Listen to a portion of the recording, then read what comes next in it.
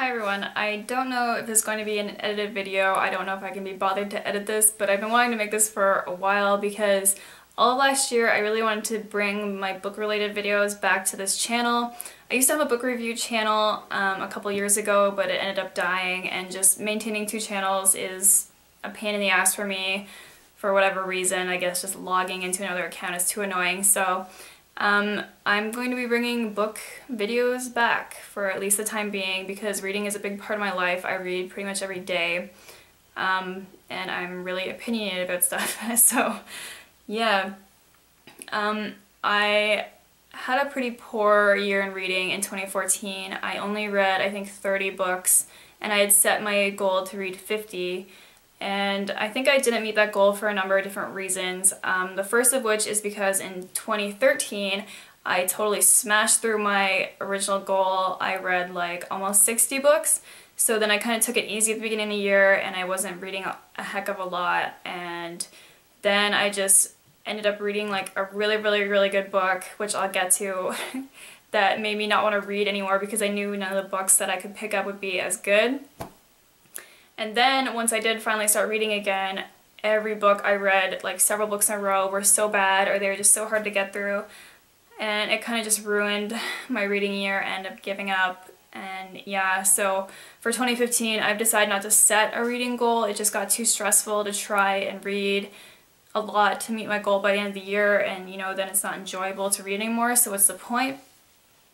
And also, I just ended up reading a ton of really crappy books that I didn't actually want to read because I was just trying to meet my goal. So now I don't have any goals this year other than to just read whenever I feel like it. But yeah, so now I'm just gonna like review every single book that I read in 2014. So yeah, if you see me looking down, just look at my phone and my Goodreads. My link to my Goodreads will be down below. We can be friends on Goodreads if you guys want. We can see what each other is reading and what we're rating stuff, and you can recommend books to people. And I just really like using this site because I like looking back and seeing what books I read and just keeping track of what I read. I don't know. So yeah, here we go. Oh, of course, it went back to the top.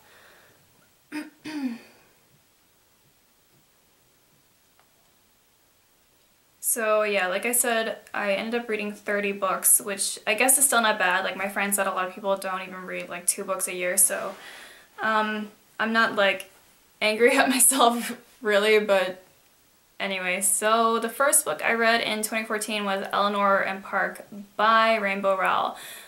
She's a really big author lately, and that was the second book I read by her. And I gave this 5 stars. Overall, the writing was really good. I thought the characterization of the secondary characters was like amazing, and even though it was young adult, I really love the book, and I don't like very many young adult books at all, so yeah, I definitely recommend that one. Then I read Fruits Basket Volume 7. I know it's kind of random because I haven't read like all the volumes leading up to 7. I read like the first couple and then I jumped ahead to where I thought the anime leaves off, but then I ended up giving up reading the manga because it just gets too repetitive if you watch the anime and it doesn't go in the same order. And yeah, so if you think I should go back to that, let me know, and like where I should pick up, since I've watched the anime like 3 times. You know, I'd like to continue the story, but I don't know, maybe I'll just read like a synopsis online or something like that.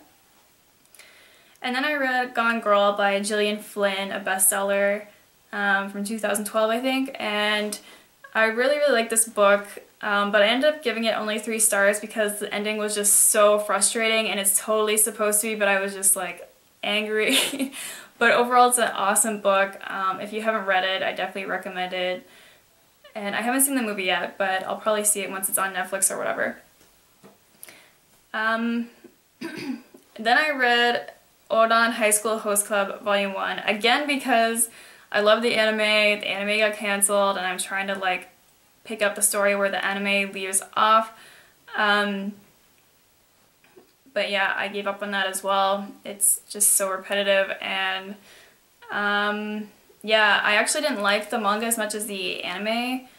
I don't know if that's like a controversial opinion too, like A lot of times people think the manga is so good compared to the anime, just like people who think the book is so much better than the movie, which that is actually true.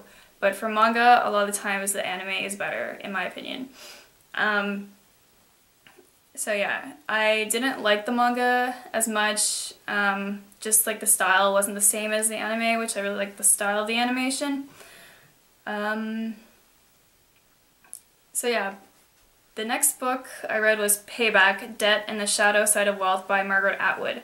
And Margaret Atwood is my favorite author of all time, so I gave this book 5 stars. I don't even remember exactly what this book was about. But it's not like really about money, despite what the title is. It's more like social debt and relationship type of debt, like an emotional debt that you feel. I'm pretty sure that's what it was about. Just going to drink water. Then I read The Little Mermaid by Hans Christian Andersen. That was research for a comic I was working on. And I ended up reading this version that's illustrated fairly nicely. If I can find out who did it. I think the illustrator is Elizabeth Zweger. So yes, I mean everyone knows that story, I don't really need to review it. It's one of my favorite fairy tales, one of my favorite Disney movies, so that's why I picked that one. Then I actually didn't finish this book, but I added it to my list to like remind myself not to read it again, which is The Night Circus by Erin Morgenstern. I think I only got maybe 20% of the way through this book. I really didn't like it. It was just boring, and I just hated this whole like in your face, like how mysterious it was, and it's just so mysterious, and I was like, why though? And it was just so boring. Oh my god. Following that, I read The Coldest Girl in Cold Town by Holly Black.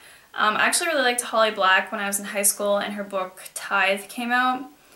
I think this is only like the second book of hers that I've read since then though. I gave this book 3 stars. The world building was really good in it, and I liked the characters okay.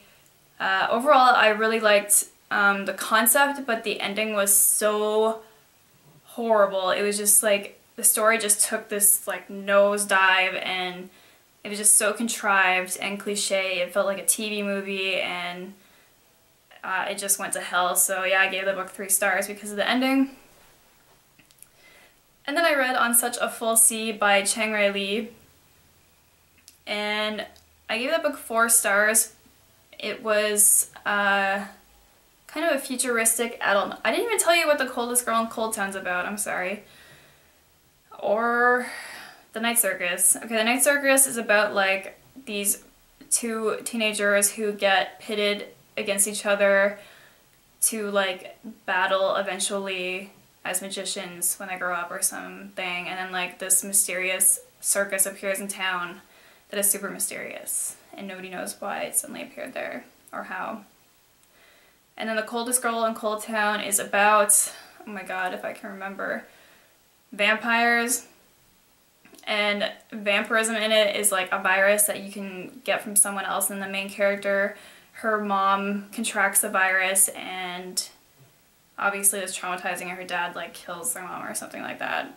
That's in the beginning of the book, it's not a spoiler. And then On Such a Full Sea is kind of a futuristic dystopian novel, but it's an adult novel about, I think it takes place in Baltimore, I can't remember, about these people who are like fish farmers. They grow fish in tanks, and then suddenly all the fish disappear, and the main character like runs away. It's really weird. It doesn't have a strong plot at all. It's a little bit slow paced. Honestly, now that I'm looking at it, I don't know why I rated this 4 stars, because I didn't love it. Like, maybe I should have given it 2 or 3 stars. Sorry, I've been talking for a long time. Yeah, if you're wondering why I'm wearing this outfit in like 4 or more videos, I don't know how many videos I'm going to be able to fit onto my memory card, but it's because I'm recording everything at once. The next book is The Witness for Red, the 19th Wife Who Brought Polygamous Cult Leaders to Justice by Rebecca Musser. Okay, so I know it's creepy, but I'm obsessed with cults. It's like a main interest of mine, and this lady wrote this nonfiction novel about her life and how she escaped the FLDS, which is the fundamentalists of the Latter-day Saints. So they're fundamentalist Mormons who are polygamists, which means the men all take multiple wives as part of their religion, and they're mostly based in like Utah. No, I don't remember where they lived. But this lady escaped, and yeah, I've read a few books about the FLDS, and this one was pretty okay, rated 3 stars, just because there's like certain details about things that I kind of wanted to know that she didn't include, and I understand there's probably a privacy thing, like that probably comes up a lot in nonfiction writing. Maybe she didn't want to give the details on certain things, but yeah, definitely an adult book, a lot of adult content in it, so not for kids, I guess, but if you're interested in creepy cults like I am, then definitely check it out. And next I read Let's Pretend This Never Happened, a mostly true memoir by Jenny Lawson. I read a ton of nonfiction in 2014, I've got to say. This is another nonfiction. I don't remember a lot of this either, but it's by a apparently famous blogger, and just basically about her life and her weird childhood and her interest in taxidermy. And I rated this book 4 stars. I don't remember that much, but I do remember laughing a lot at this book. There's a couple of hilarious moments in it. Next I read Undress Me in the Temple of Heaven by Susan Jane Gilman, and I rated this book 4 stars as well.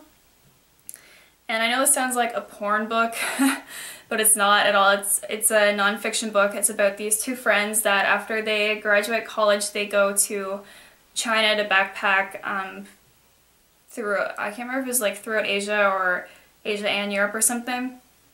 But yeah, if you've ever wanted to travel or backpack or go to China or anything like that, definitely read this book. It takes place in the 80s or early 90s, I think, like right after China opened its borders to tourism, and it was so interesting. Pretty in-depth look at their trip there, and basically what happens is her friend that she's traveling with has a mental break while they're like in the countryside in China, like going to the bathroom outside, eating like random stuff they don't know about, and there's no Western doctors, they don't understand anyone, and the sun is going down, and yeah, it's really crazy. They never end up going backpacking because they have to go home. So yeah, there I told you the ending of the book. But it's pretty good. If you're interested in travel, I recommend it. Oh, another book with heaven in the title. Under the Banner of Heaven, A Story of Violent Faith by John Krakauer. Another book about the FLDS. It's nonfiction. It was pretty okay. It was well written, but it was just kind of boring to me because I already knew a lot of the stuff that the book talks about, because I have read several books about the FLDS. It was mostly about the big raid that happened at their compound, their main compound, when all the polygamists got arrested and like the women and children got removed from the compound, and then they ended up overwhelming the social welfare system and had to just be sent back. So yeah.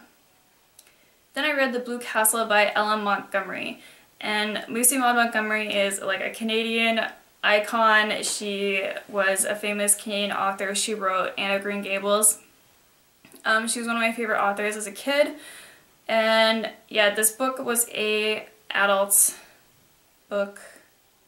Not to say there's like adult content in it, but it's not like a kid's book like Anne of Green Gables, I guess. But it was really good. I gave it 5 stars. It was a little cheesy, but I did really enjoy it. It's about this girl who, she had a really weird name. What was it? Let me just click on it and see. It was something like Valency, yes. Valency lives a drab life with her overbearing mother and prying aunt. Then a shocking diagnosis from Dr. Trent prompts her to make a fresh start. So basically, Valency leaves her crappy life when she finds out she's dying, and basically goes on this epic adventure to, not epic adventure, but like goes on this journey to escape her crap life and try and make something of herself before she dies. Yeah, it was very good. I recommend it. Then I read Diary by Chuck Palahniuk. I don't know how to say his last name, I'm sorry. I remember literally nothing from that book, but I gave it 2 stars, so I guess I didn't like it. Then I read Joyland by Stephen King. That was pretty decent. I gave it 3 stars. I would actually read that book again. It just wasn't like my favorite book ever. It's about this kid in like the 50s or 60s who gets a job at a fairground during the summer, and like some of the creepy stuff that happens in it, but it was really good. It's not too long like some of Stephen King's novels are, and there was some really good character development in it. Then I read most of Across the Universe by Beth Revis. I gave this 1 star. It's a young adult novel. It wasn't good, just it was just so boring. I think I quit like 90% into it, which I hardly ever do. Like seriously, if I usually get halfway through a book, I'll just force myself to finish it, even if it's the worst book I've ever read. But it just made me so angry. Like the male love interest in it has literally no personality in it. The plot makes no sense, and yeah, I can't remember enough of it to really give like an in-depth critique of it, but yeah, it just was not good. Then I read The Sookie Stackhouse Companion by Charlaine Harris, and I didn't rate this because it's not like a novel, it's just basically some background information on the Sookie Stackhouse series or the Southern Vampire series by Charlaine Harris, which I loved. Then I read This One Summer by Mariko Tamaki, who is Canadian-Japanese, and I think actually she works with her sister. They write and draw their comics together. Like I think one of them writes and one of them illustrates. But oh my god, such a good graphic novel. If you like graphic novels at all, definitely read their books. I love this book. It was one of those books where you just get engrossed by it, and if someone's talking to you while you're reading it, you can't even hear them, which hardly ever happens to me, especially with graphic novels, but it was just so good. Then I read another graphic novel called Buzz by Ananth Panagaria. Oh yeah, This One Summer is basically a coming-of-age tale about this young woman, which, like, both their books are about. Anyway, Buzz. I'm not sure if this will be a series or not, I don't know, but it's about I forget, just some people with powers to like battle with words, kind of like a really extreme spelling bee, I don't know. Then I read Bakuman Volume 1, a manga, and it's about these 2 friends who they decide to make like the best manga of all time together. One of them writes, one of them illustrates. It was pretty good. I didn't continue the series for some reason. I did really like it, but I don't know, it just was kind of slow. The art is really, really good. It's by Tsugumi Oba, and it's by the same people who did Death Note, which is just amazing. So yeah, it's pretty good. Then I read Essentialism, The Disciplined Pursuit of Less by Greg McEwen. I literally remember nothing from that book, but I gave it 4 stars. It's nonfiction. I've been trying to live more minimally the past year, so I think that's why I picked that book up.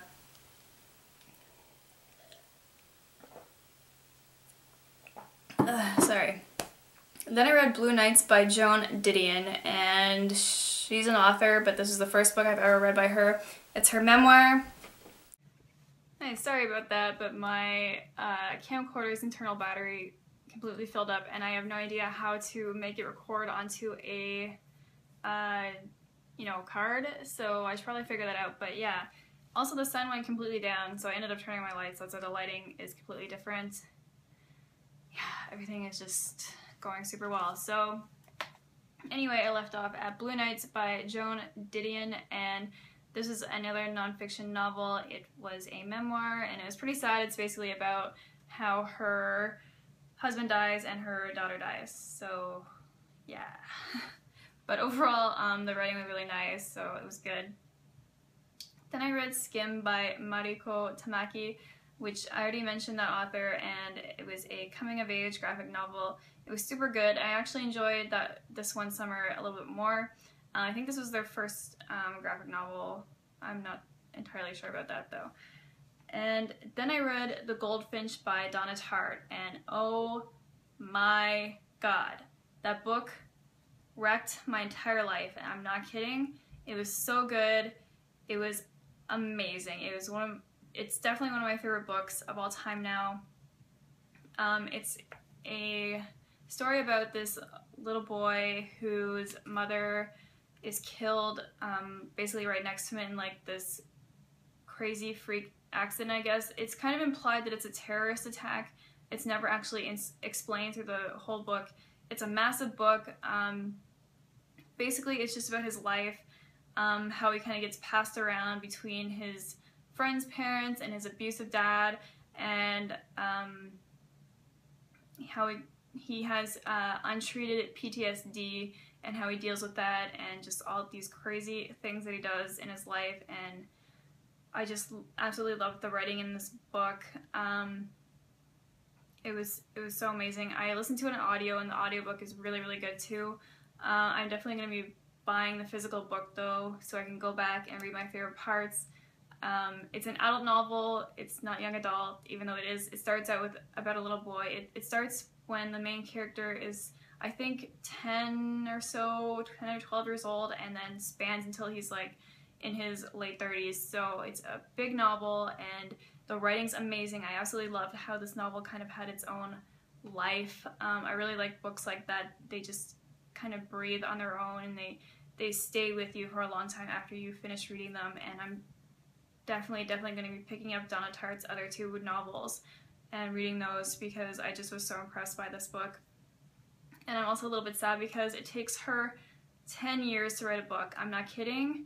10 years. She's like 50 and she's published 3 novels.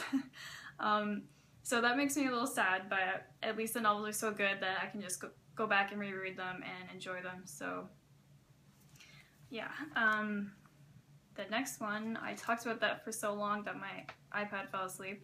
The next book I attempted was How Fiction Works by James Wood. I gave up on that pretty early on. I just added it so I wouldn't go back and read it again, but it was just so pretentious with all these stupid references I didn't understand, so I gave up on that. And then right after that, I read Saga, Volume 1 by Brian K. Vaughan. So good. I can't believe I waited so long to read that graphic novel series. So good. I haven't read the latest one yet, but it's a science fiction series basically about these 2 planets that are at war with each other, and these 2 different species that are at war. They don't like each other, and the 2 main characters, obviously kind of like a Romeo and Juliet type of scenario where they are from the 2 different planets and they're in love and they have a baby together, and just it's so good. The writing's amazing, the art is amazing, and just, yeah, I love it. I really recommend it. Then I read Ignore Everybody and 39 Other Keys to Creativity by Hugh MacLeod. And I don't remember too much about this book either. It's another nonfiction, and it's by this cartoonist, and I think it was pretty funny. I ended up giving it 5 stars, so I guess it was good. I don't know. Then I read Sailor Moon by Volume 1 by Naoko Takeuchi, and I didn't rate this. I don't know why. I was trying to read the whole Sailor Moon manga before Sailor Moon Crystal started, but again, like I said with every other manga that I was reading, that it just gets too repetitive if you already know the story, so yeah, whatever. Then I read Saga Volume 2 by Brian K. Vaughan and Saga Volume 3. They were all great. Then I read Landline by Rainbow Rowell. Although I do like Rainbow Rowell's writing, I think it's pretty good. She's not like my favorite author ever. I ended up giving that book only 3 stars. It's an adult novel, but it actually was really more like a young adult or new adult novel, kind of loosely shelled in an adult novel idea. It's about basically this lady who's married with kids, and she has like a big fight with her husband, because she's been working too much, and she basically discovers this way she can call her husband on the phone from back when they were like 18 in college and when they met, and kind of like saves their marriage that way. Oh, spoilers. Yeah, I don't know. I just wasn't really interested in the subject matter. I don't know, I found it kind of boring compared to her other books, so yeah. Then I read Bakuman Volume 2. It was okay. I gave it 3 stars. I find that manga is moving a little bit too slow. I think that's why I didn't continue it lately, but I don't know. So yeah. The next one was The Impossible Knife of Memory by Laurie Halse Anderson. Not very good. It was a young adult novel, not the worst I've ever read. It was not dystopian, like amazing, I know. It's about this girl who lives with her dad, and her dad has PTSD, but the PTSD was written really poorly. Basically, it was like a stereotype or like something someone would write if they never actually seen someone with PTSD. Yeah, it was just kind of flat. I don't know, it was a young adult novel, so whatever. Then I read another graphic novel called Cucumber Quest Volume 1 by Gigi DG. And it was pretty good. I gave it 3 stars. It's kind of aimed at a little bit younger audience. It's family friendly. It's really like colorful. It's kind of like a standard adventure, like save the world type of story. And it's about bunnies, so it's really cute. Then I finally read The Alchemist by Paulo Coelho, and I hope I said that right, but I actually bought that book way back when I was in high school, and I started reading it and couldn't get through it, and I finally like started it over and finished it in 2014, and I gave it 2 stars. I don't know why that book is so popular, like huge, massive bestseller, but I just was like falling asleep. It was just so boring. Then I read Under Magnolia, a Southern Memoir by Frances Mays. Don't remember a lot from that book either. It's another nonfiction. It's a memoir, obviously. All I really remember is when she was a young woman, her mother was like an alcoholic, I think. Yeah. Then I read Othello by William Shakespeare, and I read that because I was like, oh, I can finally read Othello, and I will know why everyone is like, wait, no, that wasn't Othello, that was in Hamlet, wasn't it? I don't remember. Never mind. I'll talk about that when I get to Hamlet. Yeah, I'm pretty sure, but I'm thinking it was in Hamlet. But they're very similar stories. Basically, like, revenge-bent male main characters who are a little crazy, so yeah. Then I read Namesake. Wait, no, I read Namesake Volume 1 like a few years ago. I just added it to the list. Remembered to add it to this list in 2014. Which is a graphic novel. It's done by my friend. Check it out. It's good. It's actually a webcomic, so you can read it for free online. I also read 2 short comics she did called Knot and Silver Button. Super good. Then I read Hamlet by Shakespeare. So this is what I was saying, that I was like, oh, I can finally figure out why everyone's obsessed with Ophelia, why she's so often featured in fine art and songs and stuff like that. Has anyone else noticed that? Am I insane? And I was expecting her to be like this like ethereal, like goddess like type of character, and actually she's just a crazy bitch, so yeah.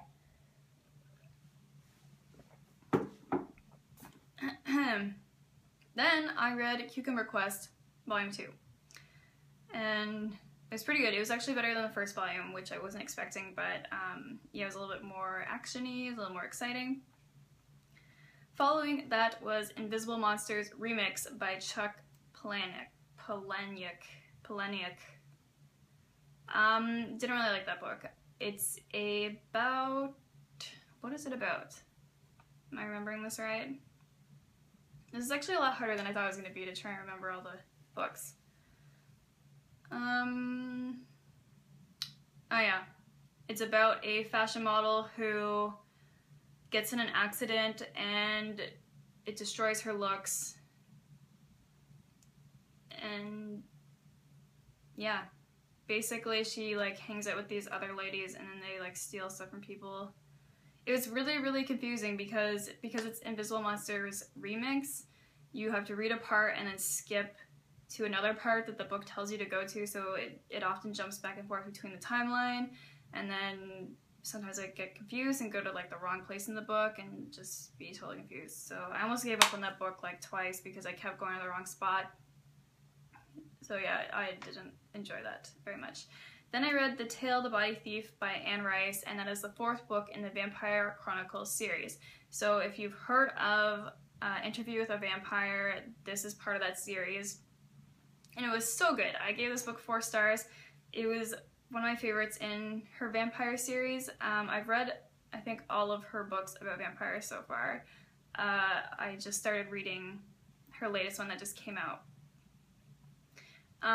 But this one was really good. I didn't care that much for the two middle books, number 2 and number 3. They were like, okay, they were a little boring. But number 4 is so good.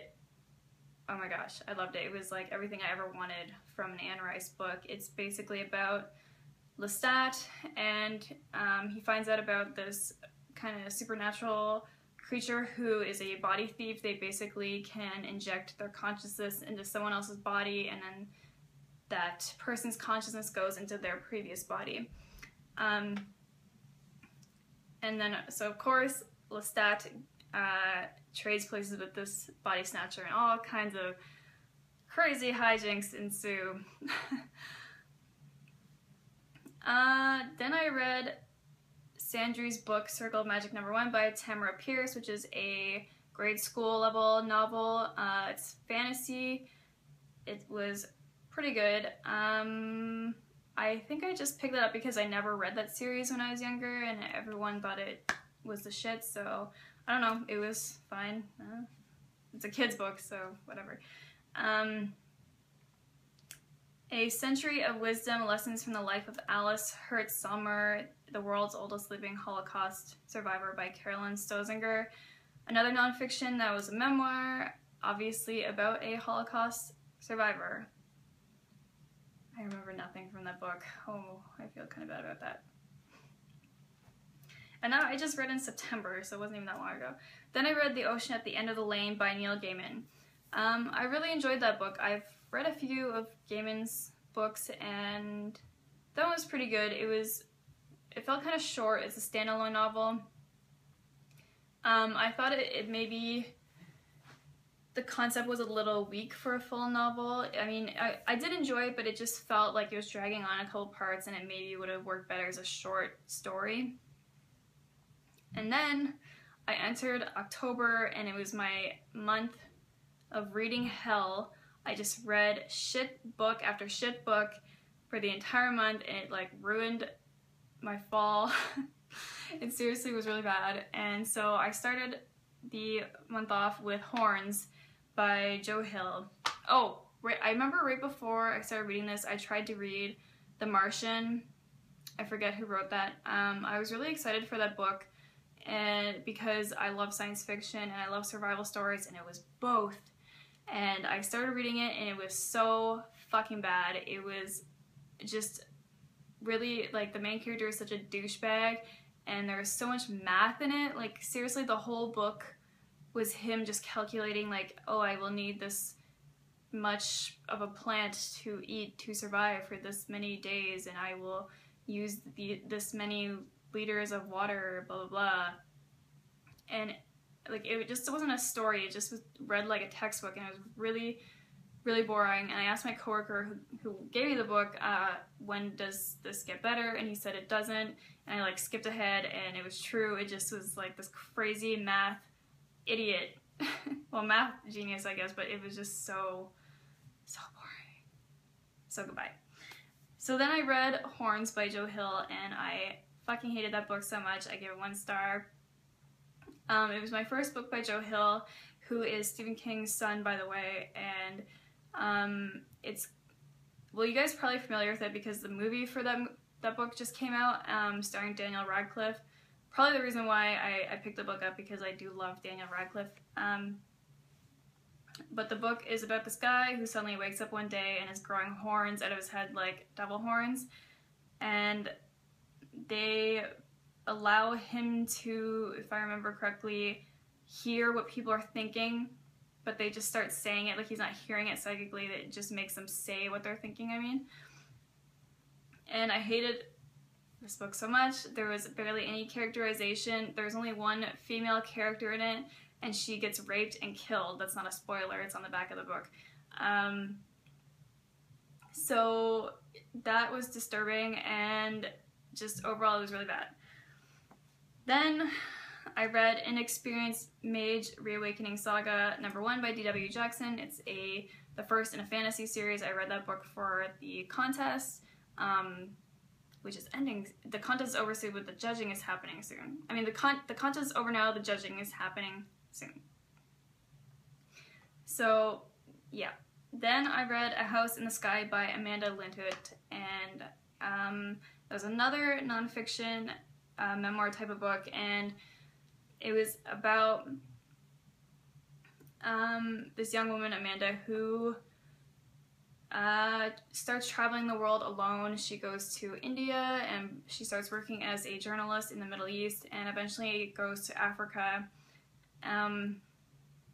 with this guy who's also a journalist, and they end up, about halfway through the book, getting kidnapped by fundamentalist extremist Muslims who capture them and keep them for over a year, I think, in Africa.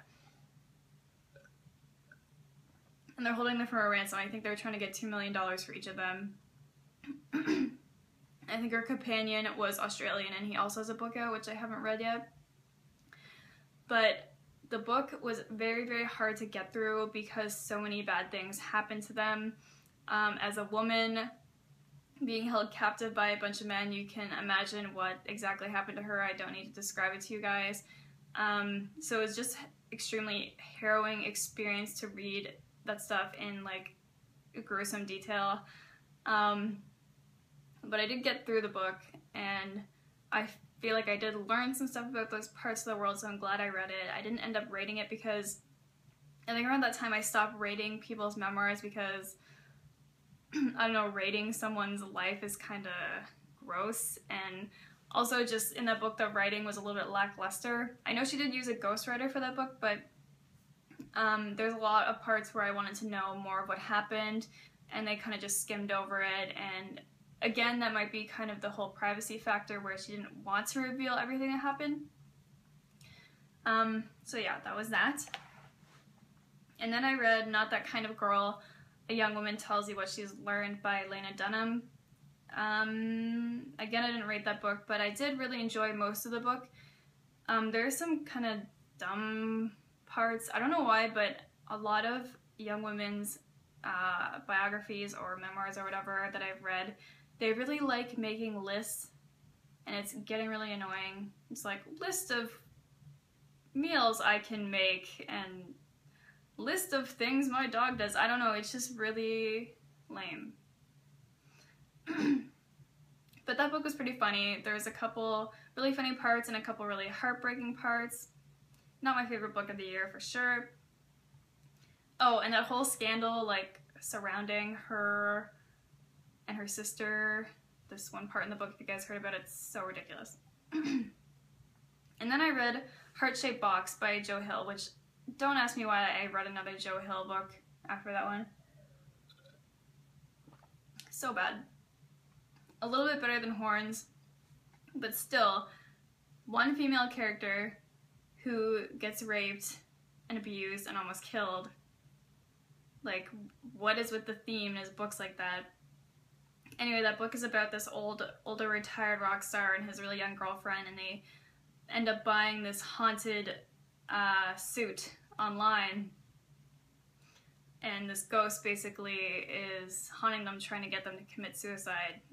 And the book is about them trying to get away, which in itself, it was pretty interesting. The beginning of the book was interesting, and then it just went downhill, and I don't know, I really hated it a lot. I hate his writing really badly.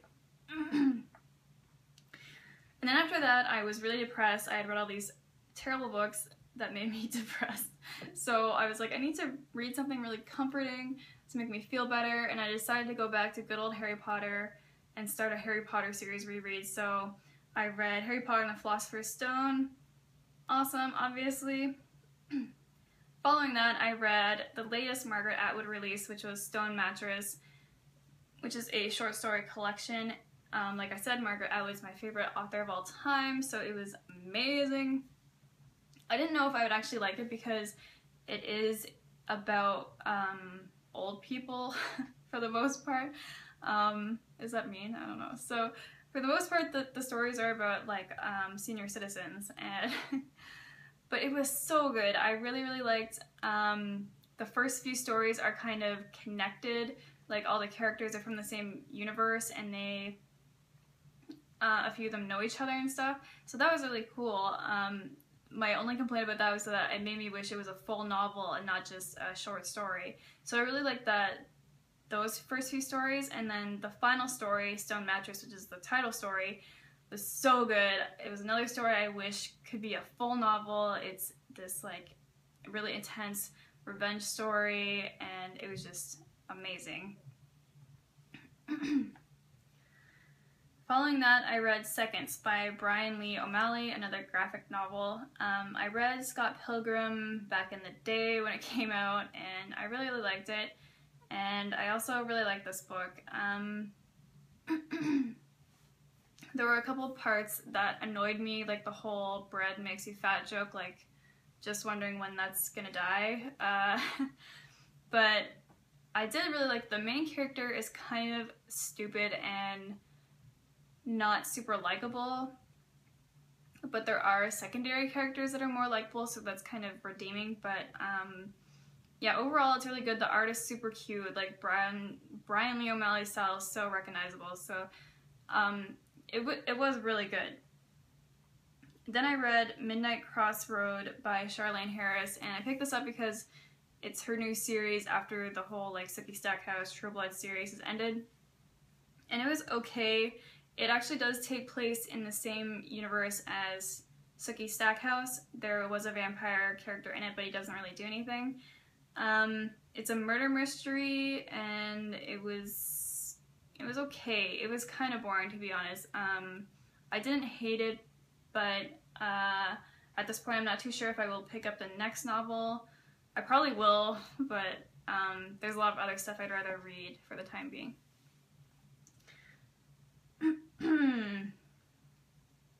Alright, coming near the end of the year now.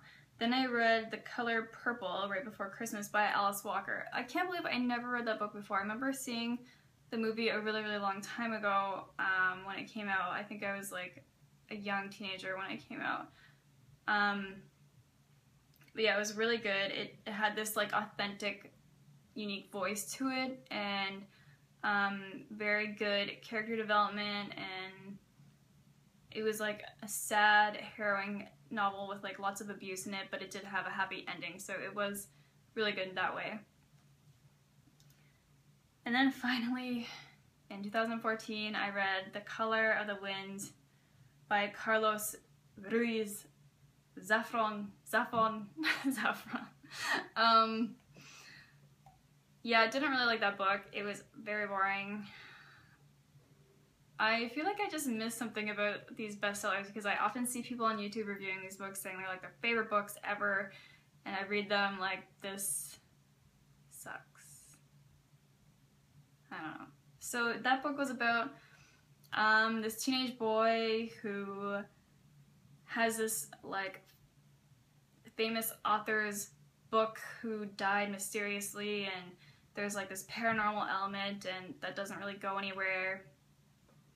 And there's just, I don't know, I know this sounds stupid, but it takes place in Italy, and I think if I had known more about the time that it took place in, which is like during World War II or before, right before, I have no idea. If I had known more about the setting, I probably would have enjoyed it more, but just a lot of the plot points probably went over my head because I didn't understand the significance of them. And on top of that, the characters are just really boring. So yeah, 2 stars for that one. That was the end of 2014. Oh my god, I know I tried to read a couple more books that I didn't end up adding to my Goodreads list. I think I finally have given up on doing that. If I think I might give up on the book, I just won't add it to my Goodreads, because then it counts it as a book I read that year, and I may not have read more than like 20 pages of it. So anyway, holy, this is gonna be a long video. So if you got to the end of the video, congrats. You have no life like me. So tell me what you thought of any of the books that I mentioned in this video, and please tell me what books you read last year, what books you're reading this year, what you're looking forward to, what your favorite books were, what books you hated. I really want to hear from you guys, so thank you for watching, and I'll see you in the next video. Bye. Over to do her kanji of the year tag. I probably should have done this tag a little bit earlier since it's already the beginning of February, but I'll